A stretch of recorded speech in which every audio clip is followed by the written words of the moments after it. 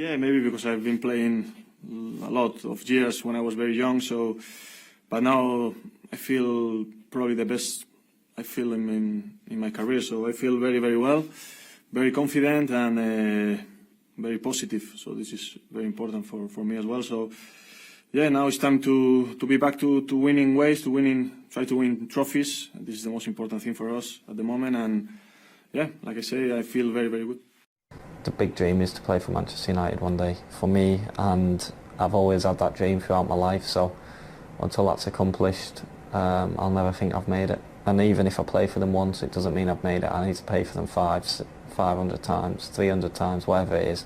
And then you can turn around and say at the end of your career, I made it, I did what I set out to do, and I won trophies with the club I always wanted to win them with, and this, that and the other.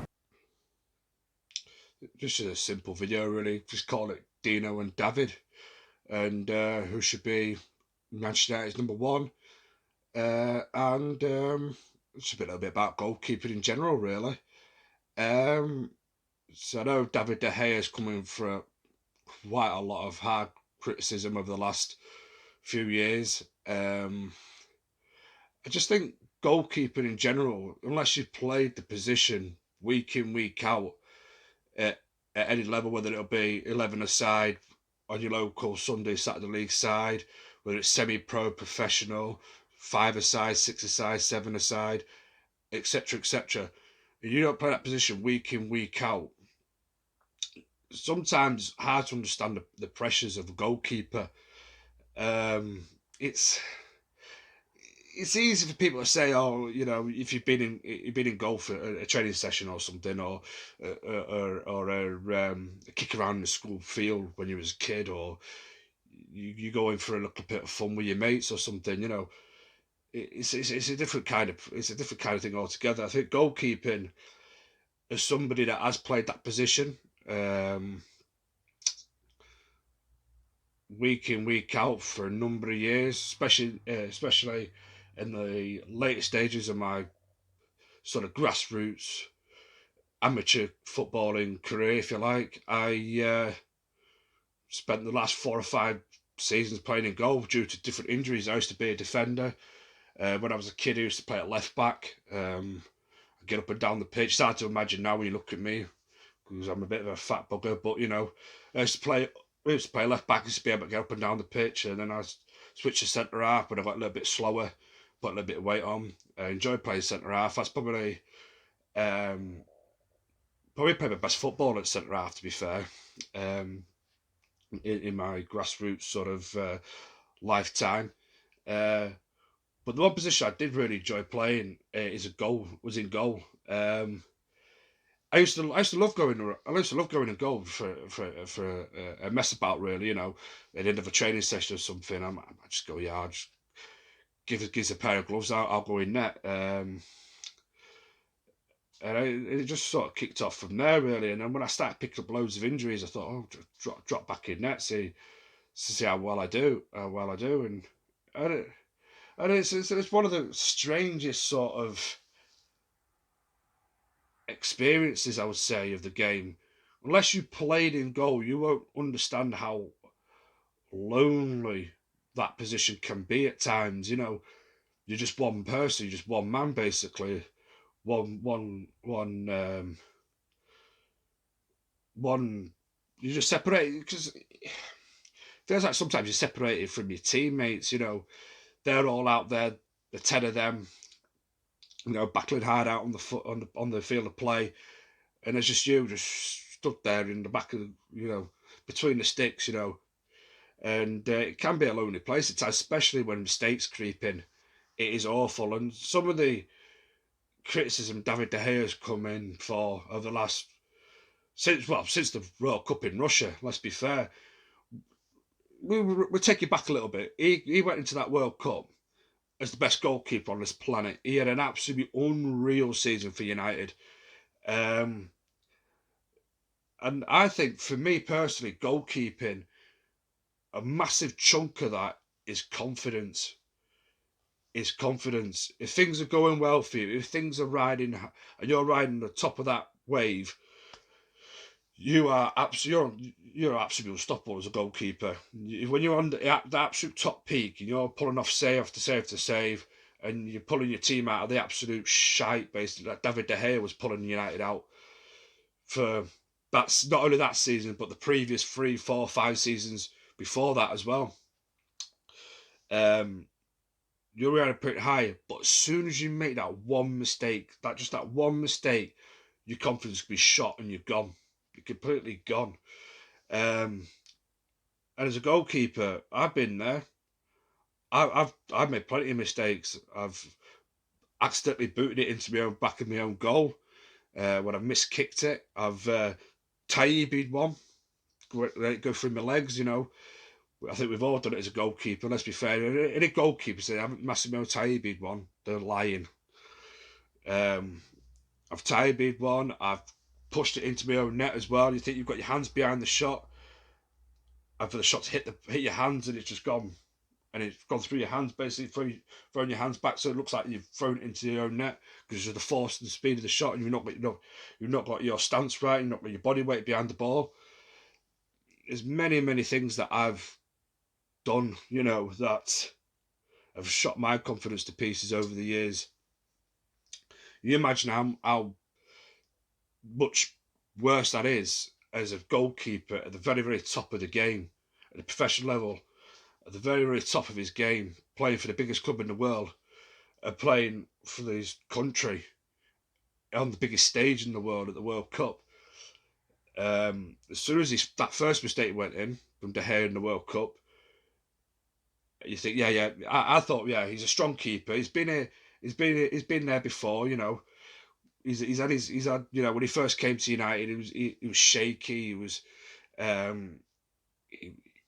he lacked the aura and the confidence that comes with being a Manchester United goalkeeper. You have to be a Manchester United goalkeeper. But then also you could see when he first came, you could see there was something a little bit in him that you thought there's a reason why they've got him in, and you just tell that his shot stopping was, even back then when he was shaky and everything, that the odd moment of that, the odd brilliance when he came to shot stopping alone was unreal. It's one of the best I've ever seen though at shot stopping De Gea. Let's be fair. Let's cut out the bullshit. He's one of the best shot stoppers I've ever seen in my life. But mistakes happen, and unfortunately in the World Cup he made one mistake, and I think in the next match, if I can remember correctly, God, it's a long time ago, my little brain, I think he made another mistake in the next match as well after that. As soon as one mistake happens and your second mistake happens, then as a goalkeeper, your confidence is gone. It's shot to pieces. And he looked really nervy in that World Cup. And it's something that I've not seen since, I didn't even, when David De Gea even first came to United, yes, he looked a bag of nerves and everything. But this was a different type of nerviness. It was like the World Cup became his kryptonite, if you know what I mean. It's sort of went from being the world's best goalkeeper, and then all of a sudden he was just back to being that 80-year-old kid that came to United, shaky, full of nerves, confidence shot, And I don't think David De Gea, and to be fair, I'm his biggest fan. I've even got a tattoo of David De Gea on my leg. I'm his biggest fan. I love David De Gea. But I don't think he's the same goalkeeper that went into that World Cup, that came out that World Cup. He's a totally different goalkeeper. And I don't think he's recovered fully from it. I don't think he's mentally recovered properly from it at all. And the thing is, though, David De Gea, in seasons after the World Cup, and including this current season, he has pulled off. There's been some games where you think, oh, he's back to his best. De Gea's pulled off an absolute masterclass. You think of Spurs away and Newcastle, and you think where he's pulled off save after save after save, But still, it doesn't seem right to me. His distribution, which I didn't think his distribution, I thought was not bad. Not the best in the world, but not bad. But all of a sudden his distribution got really, really shaky. I mean, really, really bad. I mean, it's like when the ball comes to him, he's panicking. Panicking. I've never known David De Gea to panic so much when the ball comes back to him. He's rash. When it comes to his kicking, he's making really rash decisions and kicking it. Instead of putting maybe a foot on the ball and taking his time and looking around, see what teammates are in a position where he can pick a pass, he's trying to hoof it out too quickly sometimes. And when he does that, because he seems to be panicking, he's not connecting with the ball. He's not striking the ball through the ball properly. And he's just going to the opposition. He's falling to the opposition players and everything. I think his distribution has taken a bit of a whack in that respect. His overall commanding of his penalty area was always, I think, the weakest part of his game. Always the weakest part of his game. Even when he was flying high, I always said, as a goalkeeper, you need to command that area. You're thinking of Peter Schmeichel and Edwin van der Sar before David De Gea. They commanded their box with great authority. And I sympathise with David a little bit, though, to be fair, because you look at what defenders he has in front of him compared to the defenders that Schmeichel and Edwin van der Sar had in front of them. You know, Edwin van der Sar had Rio Ferdinand, Nemanja Vidic. Bloody hell. I tell you now, man, I've not had enough sleep. Nemanja Vidic, Patrice Evra, Gary Neville, or Wes Brown, whoever was playing, or Raphael, whoever was playing right back, left back, whoever was playing, you had constantly a solid defence there. Schmeichel had some great centre halves in front of him. Bruce, Pallister, Stam, Johnson, always flanked by Gary Neville, Dennis Irwin, the best wing back the Premier League's ever seen. They always had a constant, proper defence in front of them. David De Gea, yes, he did have, for a while, he had Nemanja, and he had Rio, and he had Patrice, but obviously they all start moving on. And what has he had over the last few years, man? Oh, what's he had over the majority of his Manchester United career? Phil Jones, Chris Smalling. No disrespect to them players, but they're not exactly centre halves that, take the game by the scruff of the neck. They're proper leaders at the back there. And he's had probably Manchester United's weakest defence in front of him for a long time. And that's why he was United's player of the season for 4 or 5 years. Because he just kept us in it. Without David De Gea, we would have been absolutely buggered. We'd have been buggered a long, long time ago. We'd have finished.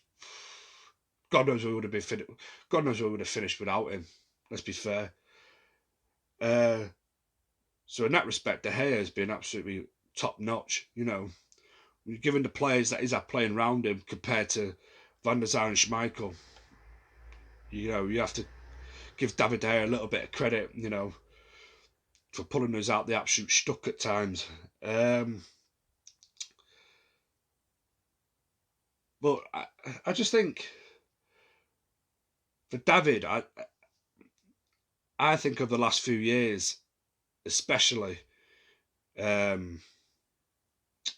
think a lot of complacency has come into his game. It's crept into his game. And I said it on Twitter, and I got shut down on Twitter a lot of times. I don't think there's been enough competition for his place. And number one, I think Sergio Romero, an absolute fantastic goalkeeper. One of the best I've ever seen at United as well, to be fair. Let's be fair. To be fair to the guy, he's solid. Absolutely solid and dependable. And that's what you need in a goalkeeper. But for me, it's far too comfortable sitting on the bench, being De Gea's number 2, instead of challenging him. I think Lee Grant does what Lee Grant does. Fair enough, fair play to him. He's come to the twilight of his career now. It's good for the youngsters to learn off him. He gets his one match every now and then. 1 match a season or whatever it may be. I don't know.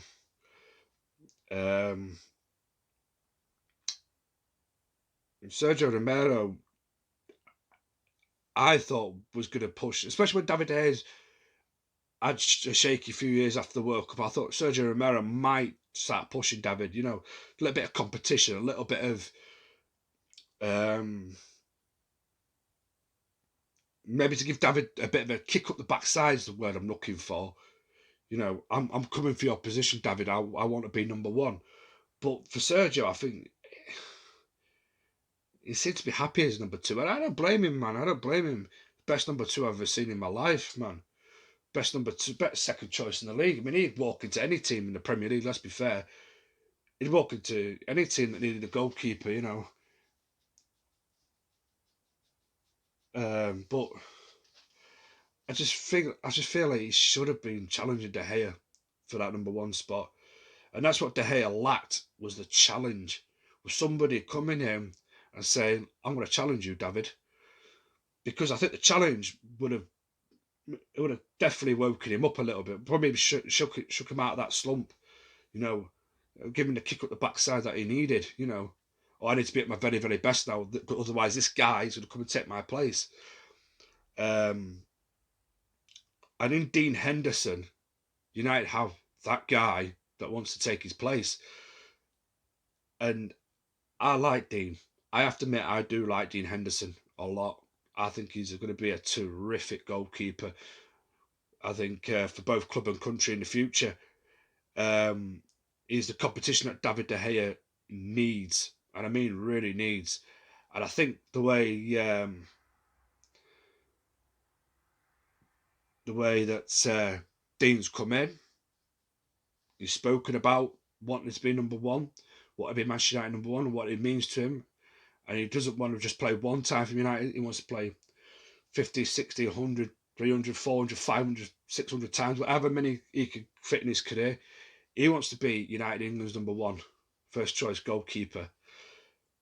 And for David, that is going to be the kick up the backside that he well and truly, definitely needs. Because complacency has come into David De Gea's game. Because he knows, he knew prior to Dean Henderson coming back this season, that no matter what happens, how many mistakes he makes, what happens, or how his confidence is, or whatever it may be, he will be first choice in the Premier League, in the Champions League mainly, and in most of the cup games.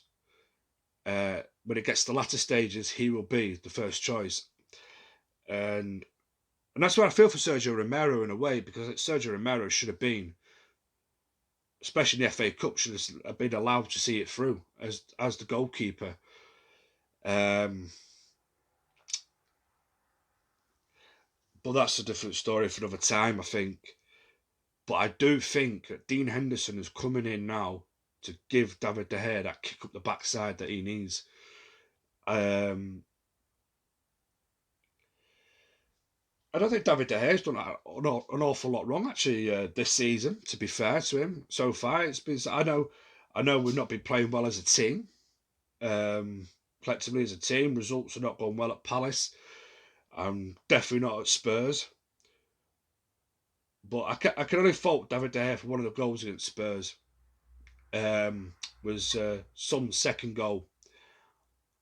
And I think everyone's seen the clips on social media about him barking at Luke Shaw. So it's great to see David De Gea does communicate and does bark when he's back four, which is often another criticism levelled at him that he doesn't communicate enough. At least he was barking at Luke Shaw, get back, get back, get back. But as soon as he knew that Luke Shaw was not getting there, wasn't going to get there in a million years, he should have been on his, for me, he should have been on his toes. On his toes and out to Son. He should have been out to Son for Son's second goal. It's just that fraction of a second. Is that fraction of a second? If he was a fraction of a second quicker, I don't think Son's scoring there. He's blocking the shot. Or Son is definitely not going to hit it near post. He's going to have to try and hit it to his far post, and that's going to be a harder shot to execute and get into the back of the net. But if David De Gea was a fraction of a second quicker, that shot is not going in the back of the net. And that's another criticism that's level of David De Gea. He gets beaten at his near post far too often. And I think that's a fair criticism for me. If it's a goalkeeper, you get beaten at your far post, at your near post. Not the far post, the near post. He gets beaten in his near post far too often, and that's something that I always got taught as a kid growing up.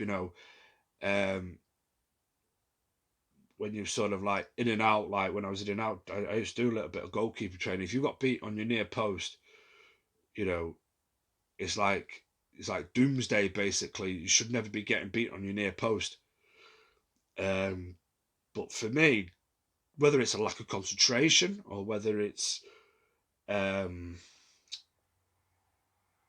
just something that unfortunately happens with De Gea, and it's just is at fault of his. He does get beat at his near post far too often, easily, too easily.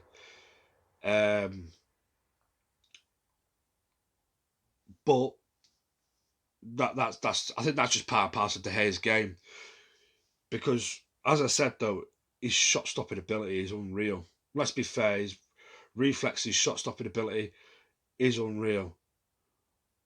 But I think his concentration levels can dip in and out sometimes for De Gea. And you need to be, as a goalkeeper, you need to be switched on at all times. And it is hard. I've been there. It's hard to be switched on at all times. Something could distract you for that split second, and all of a sudden, that ball's coming at you. Oh, I'm out of position. I'm out of stance. I'm not on my toes.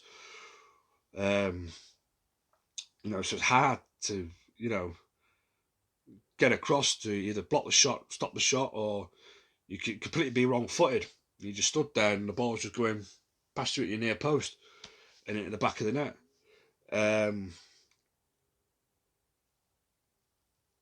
But this is where Dean Henderson can maybe exploit it a little bit to his advantage. If David is making the mistakes, can I stay switched on? Can I stay concentrated? It's a hard goalkeeping is a hard position as it is. You make that mistake and it's like, the whole house has fell on you. You're getting buried alive. There's 99.9% of the time there's no one to pull you out the shit. If that ball goes past you, that's it. It's in the back of the net. It's just, and this is where I worry for Dean Henderson a little bit. People clamour for him a little bit, but how long before, if he makes a mistake, for example, how long before it is when social media, people on social media are on his back? Go, oh, we pay him all this money, blah, blah, blah. Overrated. This is another thing that's bugging me now. Where's this overrated English players coming from? I've noticed that a lot on social media. Oh, because he's English. They get more protection. He gets more overrated. It's, where the fecking hell is that all coming from? Excuse me if I'm wrong, but isn't Manchester a city in England? Isn't Manchester United an English football club? So surely Manchester United will have English players. I don't fucking know, man. It's another thing that bugs me. That, oh, he's English, he'll get away from criticism and that, But how long? This is what I'm genuinely asking. How long is it before, if Dean Henderson has a run of games is United's first choice and he makes a mistake, how long is it before people go, oh, it should have been De Gea, shit English player, blah blah blah blah blah blah? How long before that starts? I guarantee it, within his first mistake, they'll all be circling around like vultures. But for me, and I've said this for a couple of seasons now, for a couple of years, since he went on loan at Sheffield United the first time in the Championship, I think that Dean Henderson is David De Gea's, is the natural heir to David De Gea's throne. Is the natural person to take over from him. I don't think that United, if De Gea left for whatever reason, or if he was underperforming and they changed the goalkeeper, I don't think the United need to go out and buy another goalkeeper. They have a ready-made replacement in Dean Henderson. And I do like him. I do like him. He seems very, very sure of himself, which you need to be as a goalkeeper, I think. A little bit cocky, a little bit arrogant, a little bit sure of yourself. You don't want to be a bag of nerves. You don't want to be like, you need to be a confident person. But is the weight of the shirt? It's going to be the biggest question. Is going to be the weight of the shirt for Dean Henderson. Because if he makes that first mistake, how will it affect him? The Manchester United shirt weighs far heavier than a Sheffield United shirt.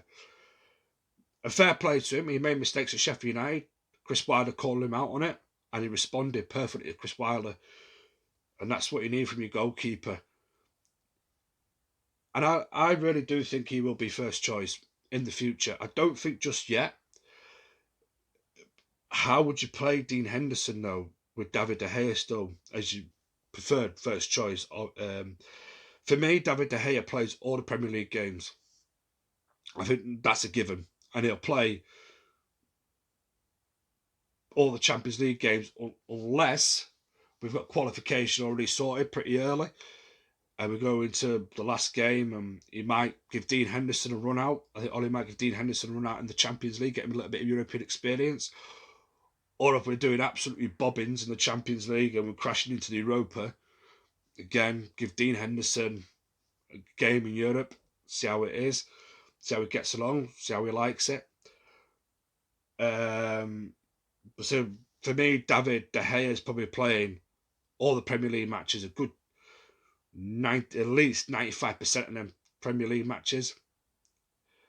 Because you can never tell because I say 95 because I know David De Gea, what's good about David De Gea is very rarely gets injured, but you can never discount injuries, you can never discount squad rotation, and you can never discount form. So I'm going to say 95% of the Premier League matches, based on them points, I think David De Gea plays. And again, the Champions League, I say 98%, 99% of their matches is playing. For me, Dean Henderson has to play every single Carabao Cup match for however long we're let into the tournament. That's including quarterfinals. So we're in the quarters now, semis and a final. He has to play them. You can't just swap him out for De Gea. For me, he has to play. And it's same with the FA Cup. No matter how far we go into the competition, stick with Dean Henderson. Even if we get to the final of the FA Cup, Dean Henderson should be your starting choice goalkeeper for the FA Cup final, for example. I don't want to see this thing where we swap for De Gea, because that's where we went wrong with Sergio Romero. I think Sergio should have been the FA Cup goalkeeper and the Europa League keeper for last season. We swapped him out for David, and I don't blame him in a way, because David De Gea is our first choice. It is our best goalkeeper. But if a goalkeeper's on form, and he's been your cup goalkeeper and he's not let you down, you stick with him. And I think that's what they're going to have to do with Dean Henderson. Because I honestly thought that Dean would not have come back to Manchester United, sit on the bench, especially in the summer where you've got the Euros coming up. I thought he'd be gunning for that England #1 spot. I thought that if David De Gea was staying, that he would go out on loan again. That was my honest opinion before the season started. I thought we'd have tied him down to a long-term deal, and whether it be Sheffield United or whether it be somebody else, he'd have gone out on loan, just to play the challenge for that England #1 spot. But fair play to the guy. He's come back and he's adamant he wants to be Manchester United #1, and that's what I love about Dean Henderson. And his concentration levels has been spot on for me so far. We've seen it in the Carabao Cup. He's had not a lot to do, let's be fair. But on those 2 occasions where he's been called upon, he's pulled off 2 great saves. And he's not had a lot to do, and his concentration could wane when you're not had a lot to do. Peter Schmeichel's always said it. Sometimes the Manchester United goalkeeper, you will not have a lot to do in the whole game. But it's the moment that you need to be called upon, you need to be alive to the situation. And Dean Henderson, to his credit, has been spot on for that so far. People say, oh yeah, it's only Carabao Cup, you played a bunch of nobodies. No disrespect to the teams, but not played the highest caliber of teams. But he still needs to be making them saves, So fair play to DEANO for that. But for me, like I said, he's the natural replacement. I don't think we need to go overspend 80 to 100 million quid on a goalkeeper. As good as some of the keepers are out there, you don't need to. This is why you're paying Dean Henderson a massive chunk of wages as well. He will be, I think, in the future. United. Well, when will that actually be? I don't know. Because I don't think De Gea is at that point yet where you can say he's not your first choice, because De Gea is still one of the best goalkeepers for me in the world. Yeah, he's not at the very, very top, but he's certainly not at the very, very bottom, is he? Let's be fair, he's still a world class goalkeeper. But he's had his struggles. But I think this, as I said, I think this is the kick in the backside that he really, really, really needs to start performing again. But I can't see United going behind another goalkeeper. The thing that's annoyed me a little bit about Sergio Romero thing as well, though, is I don't understand why United was so adamant to keeping him around. I know there's been a bit of conspiracy theories going around on the old Twitter there, and thinking, oh, United keeping him around, is De Gea actually going to be leaving next summer? Is that why they may be keeping Romero about, just to, be a backup to Dean Henderson? But listen, I don't think De Gea is going to leave yet. I don't think so. And I just hope, though, it's a genuine battle, a genuine, good, honest battle between two good goalkeepers for that number one shirt. I honestly do. I hope that Ollie doesn't just sort of go for the easy decision, I'll just play David, I'll play David. If it's a straight on battle for that number one shirt, and Dean Henderson's performing better in training and is been performing better in the matches that he's been playing, he should start for me.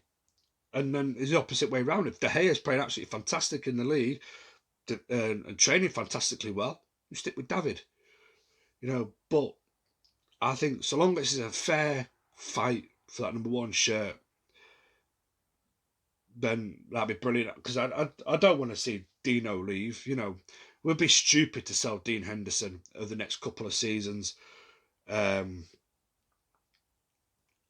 then, I do think he is, honestly, De Gea's natural replacement. I really do. And I like him. I think he's quite commanding as well. He looks like quite a commanding person. From what I've seen of him at Sheffield United as well, on the odd times that I watched him last season, he seems like a goalkeeper that likes to command a lot. From what I've seen, I've not seen him live or anything. I've just seen what I've seen on television and that. I'm sure some Sheffield United fans will probably tell me what he's actually like. Match-going fans, what it's actually like. Does he scream at his defenders? He looks like somebody that commands a presence in his area a lot more forcefully than David De Gea, I think. And I think he's a terrific shot stopper as well. But he's still young. Like 23, I know he's 23, but in terms of the age of goalkeeper, so is David De Gea, to be fair. David De Gea is only 28. 28, 29, David De Gea. That's still young in terms of a goalkeeper. You don't hit your goalkeeper peak to your early to mid-30s, And some goalkeepers, like, for example, Van der Sar, they all have played until they were 40. So, David De Gea is certainly not old in terms of a goalkeeper either. So I just want to see a genuine tussle between David De Gea, Dean Henderson, a genuine little battle between the two to who deserves to be the number one. Because I think ultimately this is going to get the very, very best out of David De Gea again. And we could probably see the peak David De Gea that we saw a few years ago, the David De Gea that was unreal, the David De Gea that was the absolute best in the world. I honestly think that's what Dean Henderson will bring out in David. And also, I think David De Gea will bring out the very, very best in Dean Henderson, because Dean Henderson wants that number 1 shirt.